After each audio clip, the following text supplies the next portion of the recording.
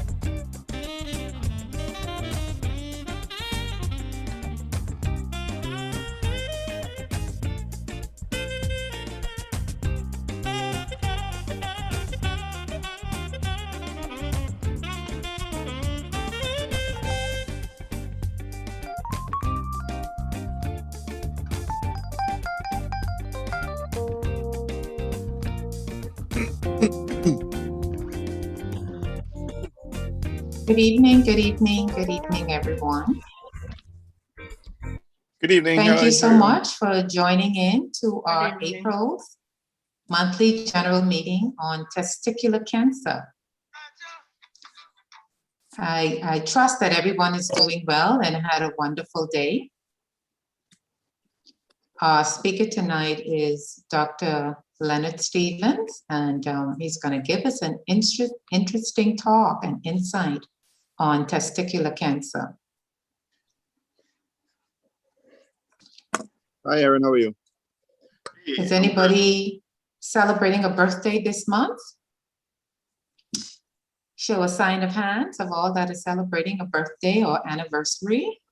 We want to wish you a happy birthday and a long-live union for your anniversary. So without further ado, can we open up in prayer? Heavenly Father, we thank you for this meeting. We thank you for the guest presenter that is going to educate us on testicular cancer. Father, give him the knowledge and wisdom, and that he will spread the word, and that all that are in this meeting today will learn something and be able to tell a friend or a neighbor or coworker. And so we can fight this cancer and hopefully see an end in the very near future. Thank you, Lord. In Jesus' name we pray. Amen. Dr. Shea? Can you hear me? Can you hear me? Yes, we can hear Yes. you. Yes. Good evening, everyone. I don't know if you could hear my voice. Can you all hear me? Yes, yes. Okay, good. Yeah. Tonight we have Dr. Stephens giving us a talk on testicular cancer. Dr. Stephens is a consultant urologist at Princess Margaret Hospital and Doctors Hospital, and has his private office just, I guess, a little west of the Cancer Society here in Nassau. He's a member of the American Urological Association, member of the Endourology Society and the Caribbean Urological Society. And he has a keen interest in genital urinary malignancies. Tonight, he's going to be speaking on testicular cancer, and hopefully it'll be a very informative and enjoyable talk. Dr. Stephens, you can go ahead. Okay, thank you, Dr. Shea, for that introduction. As I share my screen, let me see.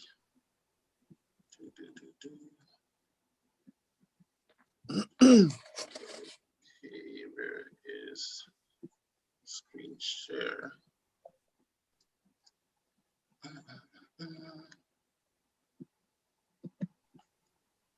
It's a column there. Mute.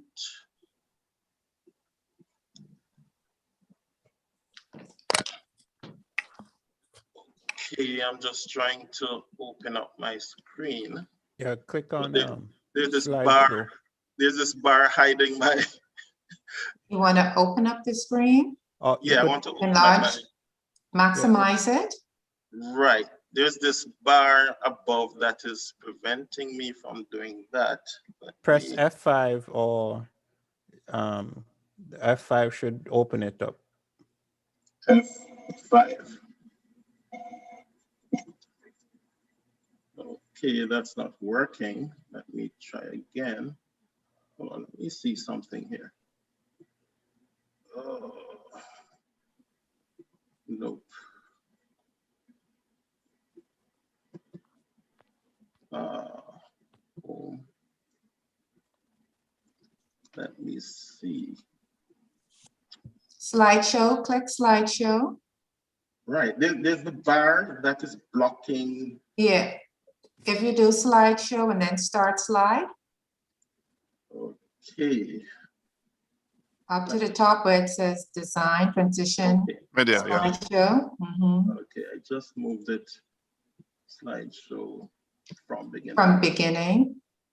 Okay, let me get this back. Okay, thank you very much and good evening to everyone. I'm hoping everyone can hear me well. Let me just start my video also. Right. First of all, I'd like to thank the Cancer Society of the Bahamas for inviting me to speak on this topic, testicular cancer. Okay. What's happening here? I think my slide has stuck. Okay, let me see something again. Having a bit of technical difficulty. Okay. When you press enter, okay. Okay, good. As we may know or may not know, April is designated Testicular Cancer Awareness Month. And in this month, what we are trying to do is to raise awareness for this particular cancer. And by doing this, improve the public understanding of this disease, and importantly, increase the number of men that do testicular self-examination, which I will speak about later, to ensure early detection and hence to improve the chances for survival. Now, one may ask, what are the functions of the testes? Now, the testis is a male reproductive gland, and essentially it has two main functions. That to produce and store sperm, and the other is to produce testosterone. As you know, testosterone is a male hormone that has a lot of very important function in the male. And just to point out here in this diagram, what I'm pointing on is the testes. On the back part of the testes is a cord-like structure that is termed the epididymis. And from there you have the testicular cord going up. Now, where does the cancer comes from when we're dealing with testicular cancer? Just briefly, as with any other cancer, it's as a result of abnormal proliferation of cells. And the cells that tend to cause prostate cancer are germ cell tumors, which are the cells that actually produce the sperm. In 90% of cases, the germ cell tumors make up the cancer. And the germ cell tumors can be further separated into seminomas and non-seminomatous germ cell tumors. A minority of testicular cancer are formed from non-germ cell tumors. And these cells are maybe the ones that make testosterone, like the Leydig cells that produces the testosterone. But not only testicular cancer, not only the cancer can form in the testis itself, but the cancer can come from other sources outside the testis, such as lymphoma. Now, how common is testicular cancer? I must say it's not a very common cancer. It comprises 1% of male cancers. However, it is estimated in the United States for last year, 9,600 men were diagnosed with this cancer. And of that amount, 440 succumbed to this cancer. If you look at this diagram of common types of cancer, breast, lung, prostate, etc., testicular cancer is 24th in number of the cancers. Now, testicular cancer is a bit unusual in that it is the most commonly diagnosed solid organ neoplasm in young men. It tends to affect young men more than men in their older ages. And by young, I'm talking about from ages 20 to 44%. with a median age of affection of 33 years. Again, looking at this figure, these are the ages and the percentage of new cases on this axis. From 20 years to about 44 years, testicular cancer comprise roughly 3/4 or 75% of men with these cancers. Older men, much less so. I mean, after about 55 years, you're looking at about 9% of men who has this cancer. So essentially, it is a cancer of young men. When you look at the race or ethnicity, it is more common in Caucasian men with an incidence of 7.1 per 100,000. Black men, much less so, 1.7 per 100,000. Asian, 2.3 per 100,000, and Hispanic, 5.4 per 100,000. So it has a predilection for white men rather than the other races. And in terms of the countries that it tends to affect, it has a higher incidence in Scandinavian countries. We're talking about countries like Norway, also Germany and New Zealand. In fact, in Norway, the incidence is 11.5 per 100,000 person. And as I mentioned earlier, the lowest rates are in Asia, Africa, and South America, with Uganda in Africa having a low incidence of 0.3 per 100,000 men. Again, this is a graph showing the incidence by country. And you're looking at Norway here at the top with incidence above 11 per 100,000 men. And at the bottom, Uganda, you know, it's less than 1. I mean, looking at United States, we're looking at approximately 5 per 100,000 person. So it varies, the incidence varies throughout the world.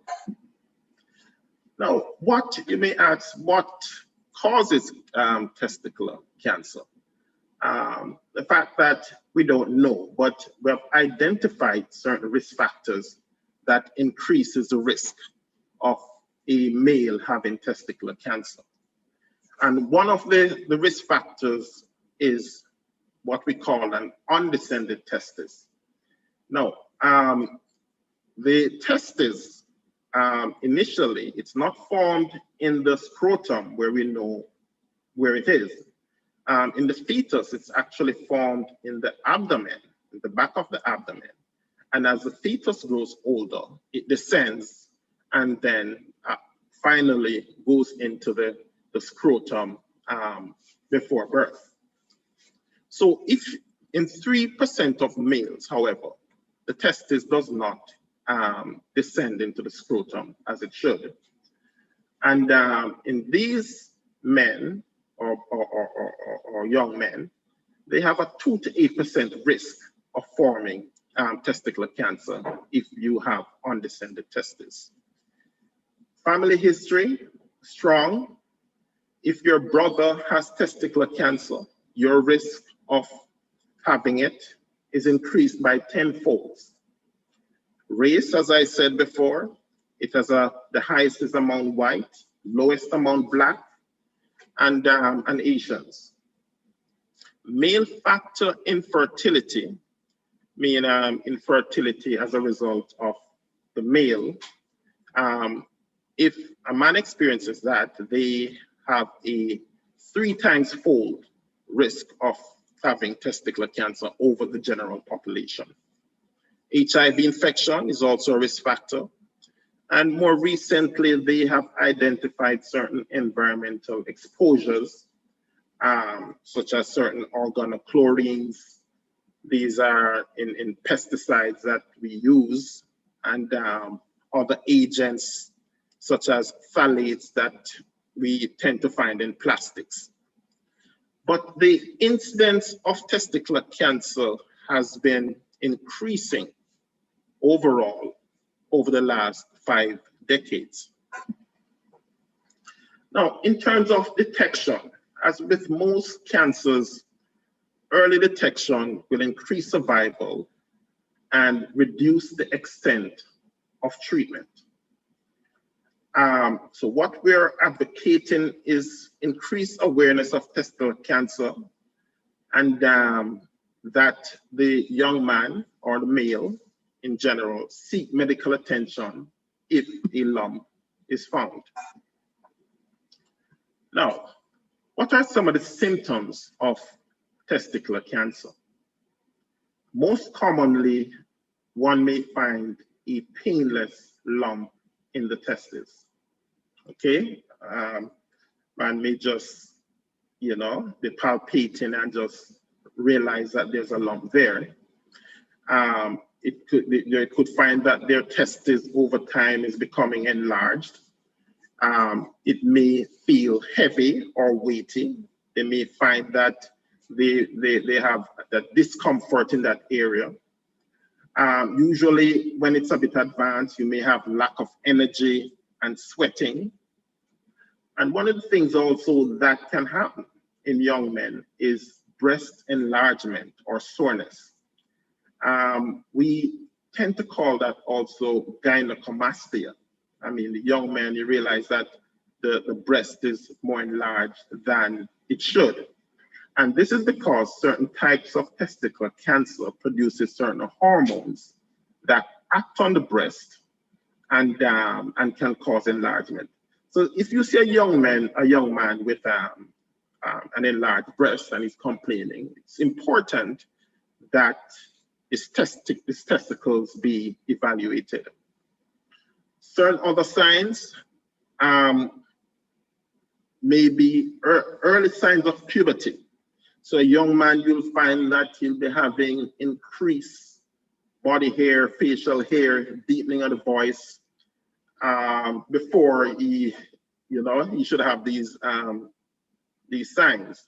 And again, this is as a result of certain type of testicular cancer that can produce testosterone, the Leydig cells, from the Leydig cells. Now, testicular cancer can spread to different areas of the body. And unfortunately, about 50% of men, when they present with cancer of the testes, it's already spread away from the testes. And some of the symptoms of spread may be back pain, abdominal pain. If it spreads to the chest, you can have chest pain, cough, or shortness of breath. Sometimes it can also spread to the brain, resulting in headache and confusion. Now, not every swelling, or I should say most swelling of the testes is not due to testicular cancer. There are a lot of more common causes that can result in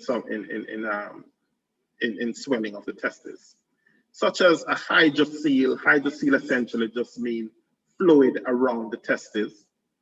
You can have a varicocele, which is dilated veins in the testes. An infection is also fairly common in the testes that can cause swelling and tenderness, and we term this epididymal orchitis. And a more acute presentation, in puberty mostly, is testicular torsion, and these young boys tend to have acute pain as a result. But generally speaking, testicular cancer is a more indolent, it has a more indolent presentation. It just comes on slowly. You may feel a little discomfort there. So that is how it tends to behave. Hence, it is important, particularly in men at highest risk, or young men from 20 to 44. But as we saw, any age man can be affected, but the incidence is greater at age 20 to 44. So we're advocating testicular self-examination, at least probably, well, once per month. And this is done, it's better to be done after a warm bath when the scrotal skin is relaxed.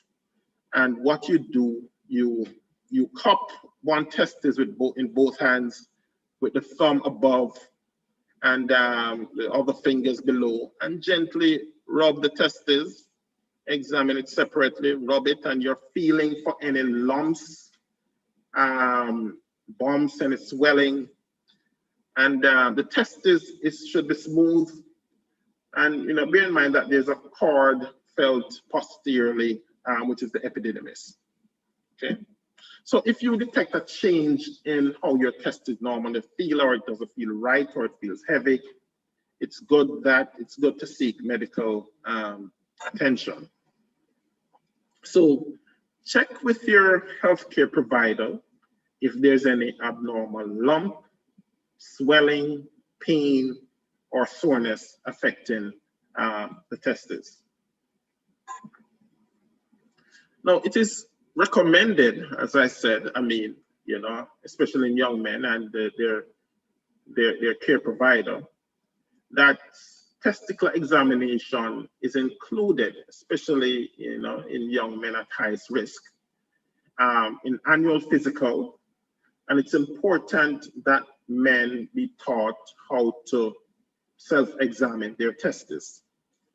The different organization or urological organization agreed that men in the high-risk group should at least do the testicular self-examination on a monthly basis. Now, what happens after a lump is found, or should I say a suspicious lump is found in the testis? The next step is to do an ultrasound. Now, an ultrasound is a non-invasive study that essentially help us to determine the nature of the mass in the testis. Okay. If we think it's like a solid mass and it's suspicious, we will do certain blood tests. And this is because, and these blood tests are termed tumor markers, and it helps us to determine, one, what type of cancer it may be. And this is because certainly the tumors produces certain hormones, such as alpha-fetoprotein, beta HCG, as we call it. And sometimes when the burden of the disease is high or metastasis, you can have LDH being secreted from the liver. Now, after we have found that there's a mass in the testis which is suspicious for cancer, we want to scan other areas of the body to see whether there are any spread to the different areas. And we do this by commonly using a CT scan. So we will scan the abdomen as well as the chest, just to try to stage the cancer. Now we go on to treatment. So if it is that, we have found a mass in the testis, it's solid, we have done the relevant initial investigation, and we're pretty confident that we're dealing with a testicular cancer. The treatment begins by removal of that testis, okay? What we term a radical orchiectomy. In cases where the cancer is confined to the testis, no additional treatment is required. However, if it is that on staging that we find that the cancer has gone outside the testis, then there are additional treatment which is given depending on the stage and the type of cancer. And this could be chemotherapy, radiation therapy, as well as surgery for retroperitoneal nodes. And these are nodes in the back of the abdomen. You know, testicular cancer tend to spread to the nodes in the back, beside the main artery, the aorta, and the IVC around the back. And sometimes these nodes can be so prominent that they can also obstruct what we call the ureter. This is a tube that drains the kidney and cause renal problems. Okay, so this cancer can have far-reaching effect. Now, there's one famous person who had testicular cancer, and that person is Lance Armstrong. For those who are interested in cycling, you may have heard or known of him. But his history was that he was diagnosed with testicular cancer in 1996 when he was 25 years. And in his case, it had spread to the brain and lungs. He had headache, blurry vision, and was vomiting blood. And in his history, he believed he had testicular discomfort 3 years before diagnosis. He was treated, fortunately, successfully, and he returned to cycling and was said to have won 7 Tour de France titles from 1999 to 2005. So the thing with testicular cancer, which is good, is that even with advanced stage, there's a good chance for cure. Well, in the 1970s, this wasn't so. You had a 64% survival over 5 years, but now there's a 96.6% survival for all stages, whether it be early or late. Now, if we were to break it down, if the tumor is located to the testis itself, you have almost 100% chance that you'll cure that person. If it goes a bit further to the regional nodes, drops a bit to 96%, and distal spread, 73% chance of cure. And if you would compare this to other cancers, you'd realize that testicular cancer has a very good survival outcome. Now, why was this? I mean, this gentleman we're seeing on our screen, Lawrence Einhorn, he's termed the godfather of testicular cancer. And he turned testicular cancer in a model for curable neoplasm. And the difference was that, you know, he introduced this chemotherapeutic agent called cisplatin for testicular cancer. And as a result, it has one of the high survival rates of any cancer. Now, men, on a whole, we know men tend not to want to go to the doctor to check out certain ailments, whereas sometimes if it involves the reproductive organs, because they tend to be embarrassed about it. They hope the problem will go away. And, you know, sometimes, you know, the men are just not aware of that there's a swelling there, which, you know, the swelling may be there, but because they're not used to palpating the testes to see what is normal or abnormal, they're not quite sure if there's a change. They're not aware. And women play an integral role, one in getting the men to see their health provider. And at times, women are the ones that actually identify that there's a swelling there. The American Urological Association says that on average, the average time men seek to have medical attention for testicular cancer is 5 months. Okay, and the treatment for spread, one should realize that the treatment for spread is more intensive and extensive. Although there's a relatively good outcome, there are chemotherapy and radiation that one has to undergo at times. And there's side effect of treatment for testicular cancer. One such is fertility problems, because one, we tend to remove one of the testes, and if they're spread, we tend to give chemotherapy or radiation. And chemotherapy or radiation can affect sperm production, even in the other testes. And some men, there's an option for some men that they can bank their sperm, or the sperm banking, which is to store the sperm for later use, if they are going to undergo chemotherapy or radiation. Also, there's the chance, a 10% chance at 13 years that one can develop secondary cancers. And by secondary cancers, I mean cancers that form as a result of radiation or chemotherapy, maybe cancer, the bladder, sometimes kidney, and other organs.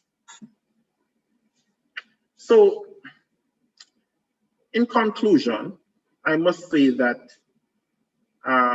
testicular cancer is most commonly diagnosed in young men. Early stage is highly curable with just removal of the testes alone. The advanced stages are also highly curable, but with multiple treatment options. And disease awareness and self-examination may improve outcomes. So we should be aware that testicular cancer exists, and we should start doing or encourage our patients to do testicular self-examination, which the patient can do themselves. So I thank you for having me. It was a pleasure to come on this platform to share my knowledge of testicular cancer with you. And if there's any questions that, any burning questions, I am willing to see if I can answer them. Thank you. Thank you, Dr. Stephens. Just to start the questioning, in terms of cases per annum in Bahamas, what do you think the incidence is? We get 1 or 2, or what do you think? Right, good. It's unfortunate that we don't have a cancer registry, but we get about, I can say about 1 to 2 per year. Okay. Yeah.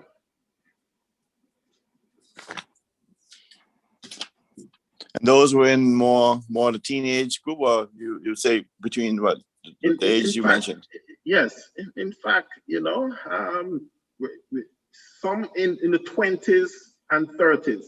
The last one I saw was late last year, in a gentleman in his early 30s, and he actually presented in a real advanced stage. And when you look at the testes, it's obvious it was very, very enlarged. And he presented with massive, what I call retroperitoneal nodes. So he actually presented in an advanced stage.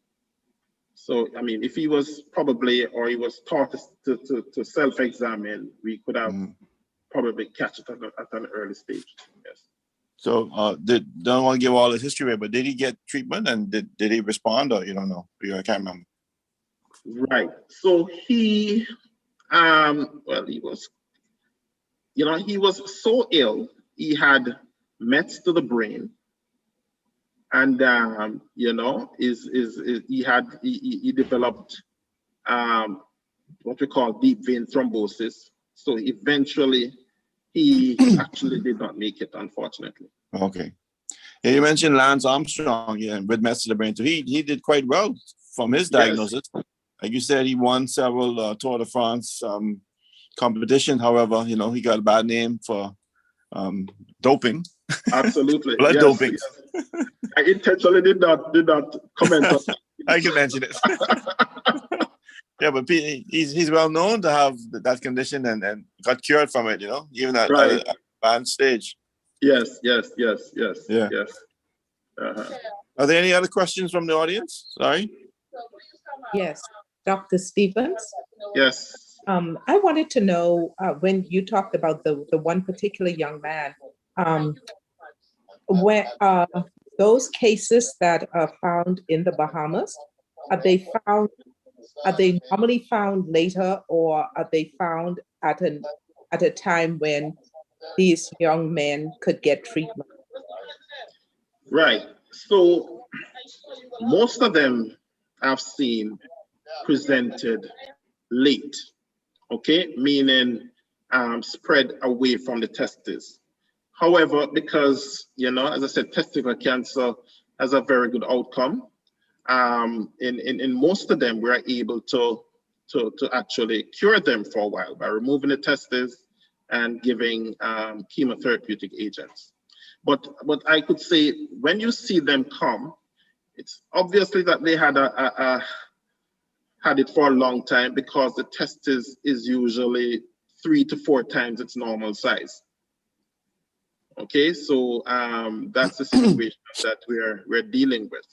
It's unusual that they come in with it, at a small, with a small swelling. They tend to have a very large testicular swelling when they present. There's a question that was posted.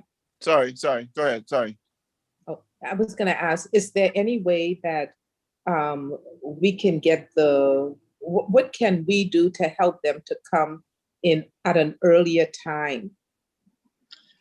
That is what this month is about, to raise awareness that they know that their testes can develop cancer, and also to try to teach them to self-examine their testes, okay? And with their relatives and so forth, they raise their awareness amongst them so that we can actually, pick up this disease earlier. Yeah. Thank you. There is a question on the chat. It says, what about the quality of life post-surgery? Can men perform sexually? Well, yes, for the most part. As I mentioned before, it can affect the treatment, especially for advanced stage, can affect sperm production. However, one can, it may be temporary, permanent. I mean, after the chemotherapeutic agent, the other testes can revert to producing to forming sperm and producing testosterone. So yeah, I mean, the erection in men is good after, the testosterone level from the other testes is usually adequate. Yes. Okay. There's another question. So you mentioned sperm banking as a form of treatment, as a form to treat side effects. Do we have that option in the Bahamas? Right. So no, unfortunately, we don't. If we are to embark on sperm banking, we would have to do that abroad. Yes. Mm. Question, a young man that has really large testicles, but over the years, they have become enlarged. Went to the doctor and they said the sperm count is good, but with the testicles enlarging, is that a possibility that they may develop cancer? Right. So, I mean, testicular enlargement, as I said, most causes of testicular enlargement is not due to testicular cancer. And some of the benign conditions like a hydrocele, which is a lot of fluid around the testes, or, a dilated vein, those are not precancerous conditions. Right, so they don't revert into cancer. So, I mean, what needs to be done is to determine what is causing the swelling in the first place. Okay. Any more questions? I guess not.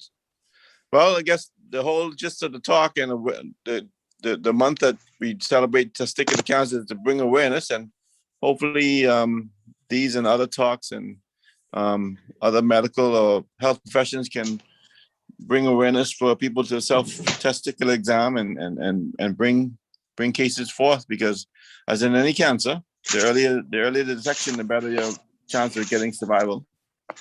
So Dr. Stephens, we thank you. Can I?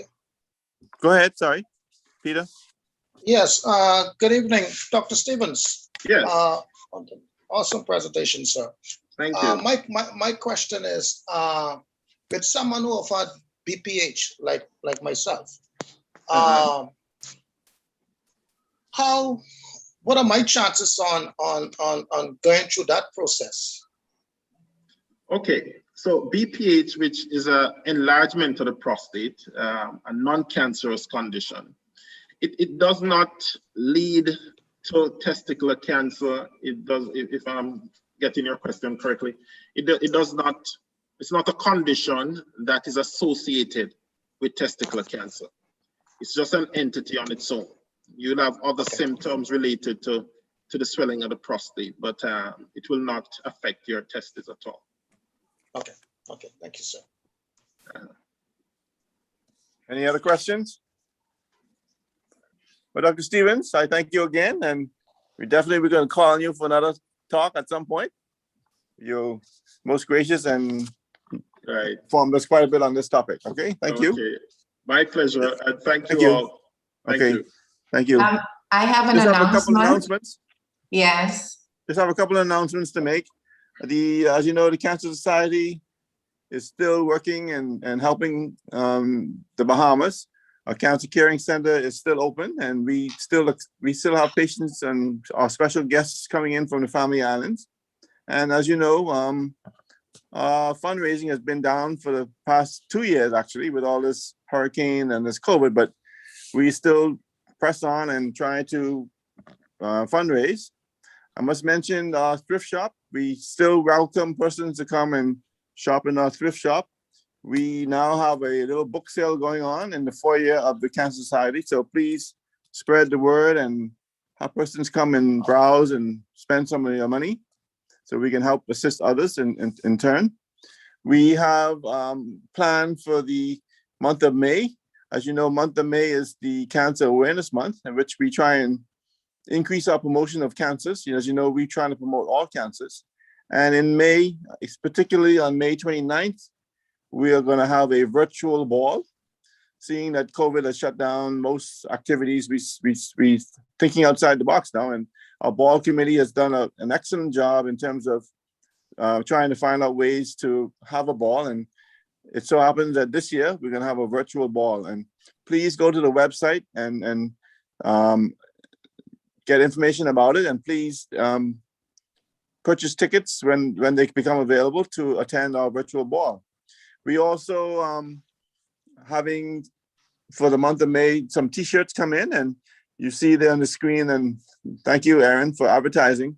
We're going to have some t-shirts on sale to help boost our fundraising. Every little bit counts, so please try and patronize and purchase some t-shirts from us and to bring about cancer awareness.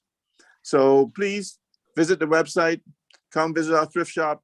Please come and attend and participate in our virtual ball, and hope you guys have a good evening. Any other concerns, Aaron? No, you said it in a nutshell. Okay. But yeah, the shirts, we should be getting the shirts in hand sometime next week, but you can always call or email the Cancer Society at hotmail.com to put in your order early. I know when we had the shirts out for breast cancer, they went very, very fast. So you can call us or email me and put in your order. And once the shirt come in, we'll pull them aside and call you to let you know that you could come and collect them. Okay, any other concerns from anyone? Anything at all? Just ask us.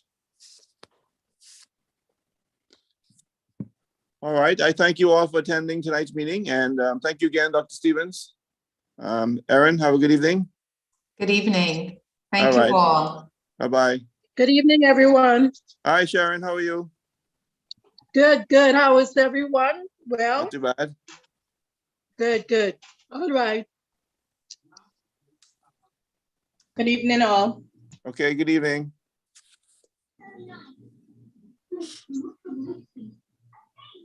Good evening and thank you.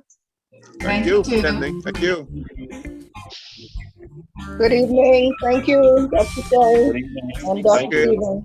Thank you. Good evening. Thanks for the invitation, Aaron. So I appreciate it. God bless you all. Thank Thank you, you. Ms. Lockhart. Thank you. My pleasure.